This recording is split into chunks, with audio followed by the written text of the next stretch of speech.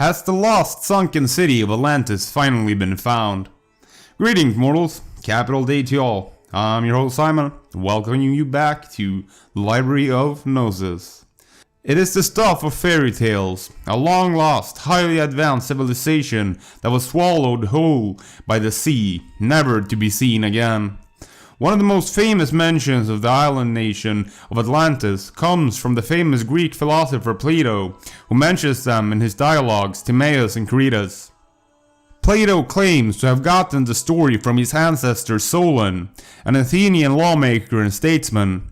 Solon tells that he was told the story by a high Egyptian priest while visiting Neith's temple at Sais, Egypt between 590 and 580 BCE. The priest supposedly translated the hieroglyphs carved in the temple to Solon, where he learned of the history of Atlantis. It also described that Egypt was once a colony of the Empire of Atlantis. Sadly, Neith's temple is no longer standing. Solon describes that Atlantis fell in a single day and night 9,000 years earlier from his day, which would be approximately 11,600 years ago from our modern day. A very interesting time frame, as another major event occurred at the same time, the Younger Dryas impact, which posits that fragments of a massive disintegrating asteroid or comet struck North America, South America, Europe and Western Asia sometime between 12,000 and 11,600 years ago, which would of course have caused massive destruction in the form of earthquakes and flooding. But afterwards, there occurred violent earthquakes and floods, and in a single day and night of misfortune, all your warlike men in a body sank into the earth, and the island of Atlantis in like manner disappeared in the depths of the sea. For which reason the sea in those parts is impassable and impenetrable, because there is a shoal of mud in the way, and this was caused by the subsidence of the island. Plato and Timaeus. Plato describes the capital city of Atlantis as being 127 stadia, or 23.5 kilometers.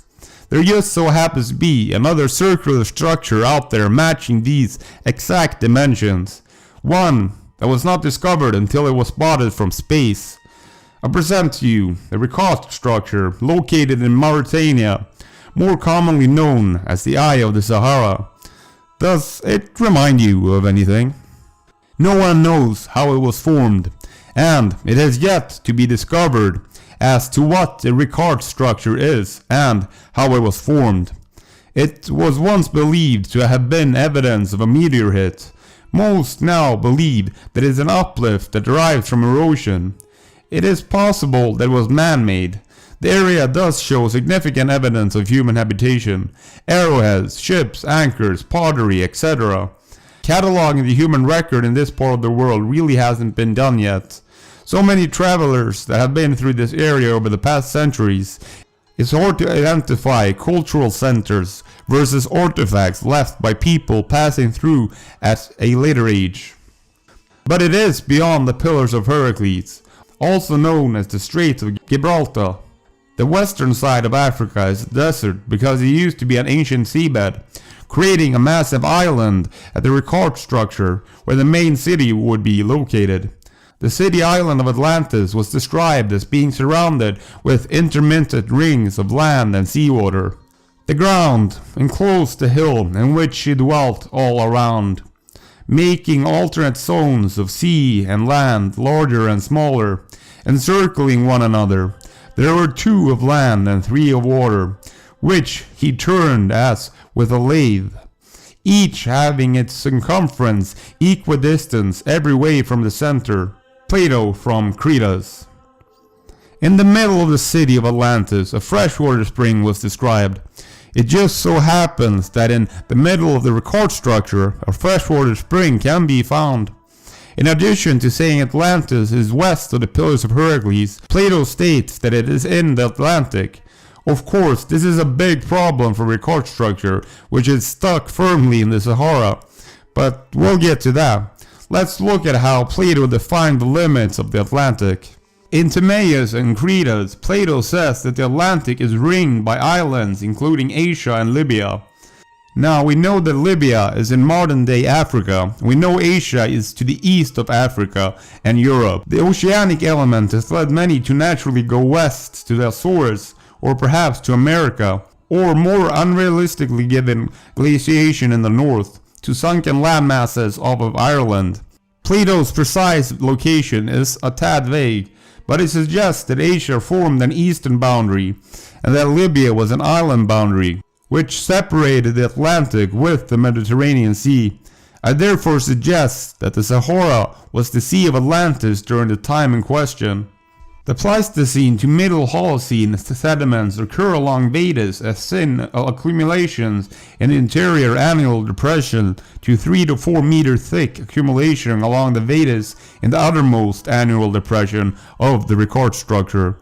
The gravelly deposits consist of a mixture of slope, scree, debris flow, and fluviatile, or even torrential flow deposits. The finer grained sandy deposits consist of aeolian and playa lake deposits.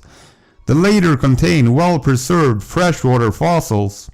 Numerous concordant radiocarbon dates indicate that the bulk of these sediments accumulated between 15,000 and 8,000 years ago during the African humid period. These deposits lie directly upon deeply eroded and weathered bedrock.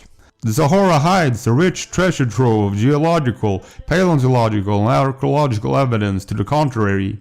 Furthermore, many maps and accounts, including from Herodotus, suggest that the Sahara was once a lush savanna and also contained a rich network of rivers. The desertification of the Sahara began relatively recently, and after 9600 BC, much later in fact. It is now believed that the desertification occurred around 4200 BC, so 5000 years after the cataclysm. Over time it has slowly dried up as moonson rains moved south to what is now the greener, more tropical parts of Africa, its middle belt. This rainfall theory is actually consistent with another theory in North Africa, Robert Scott's theory relating to the age of the Sphinx.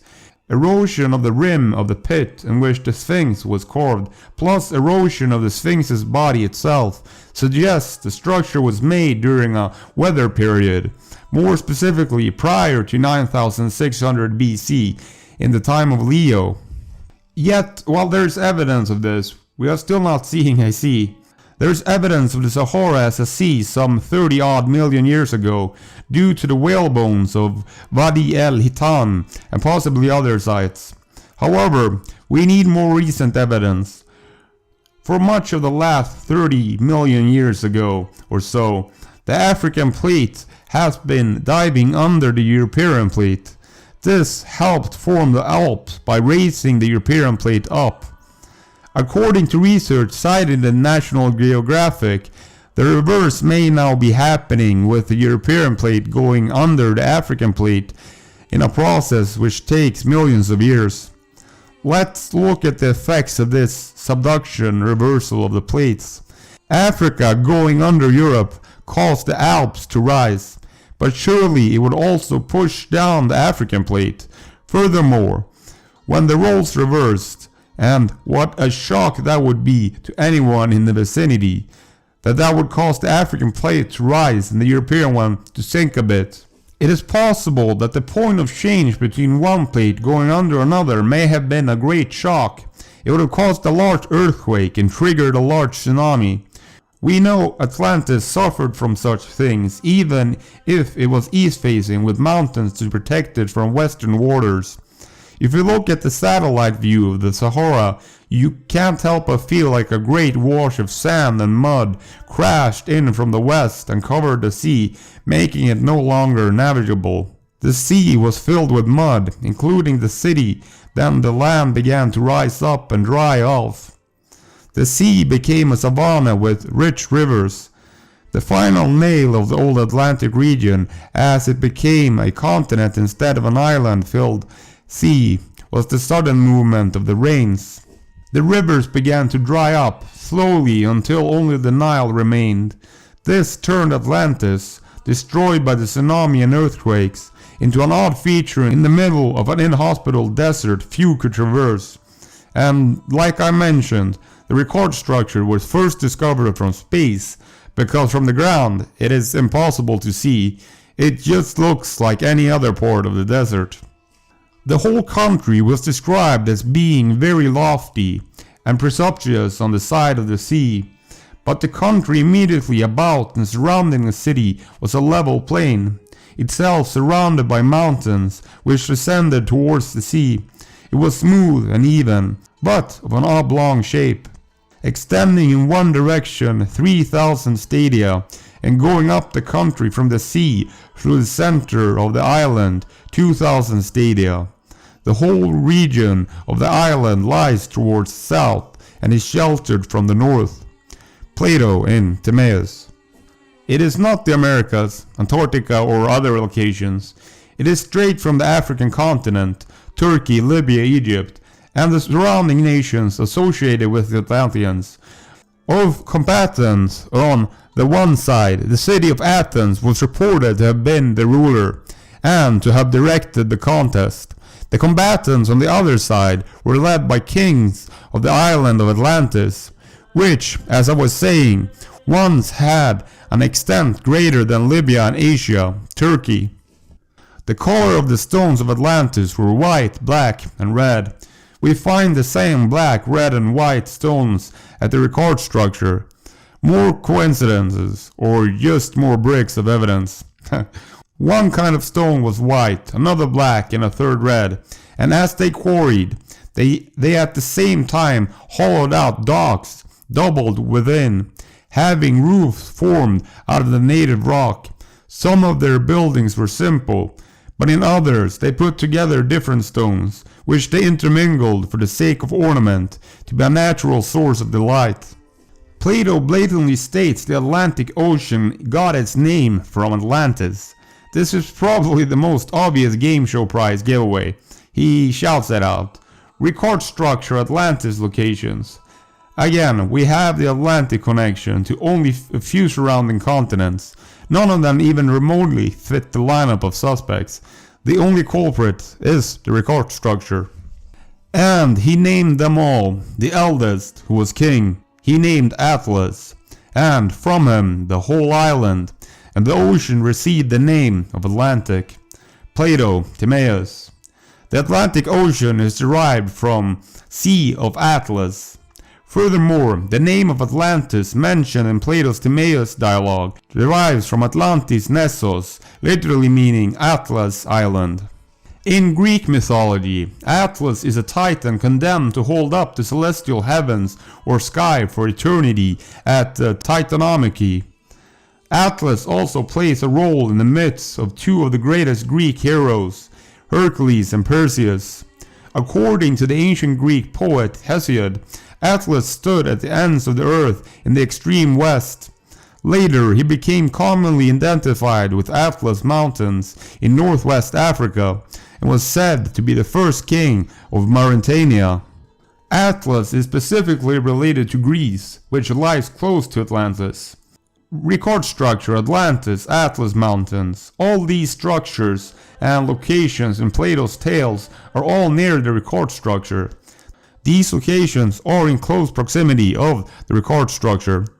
The record structure is 700 kilometers below the Atlas Mountains.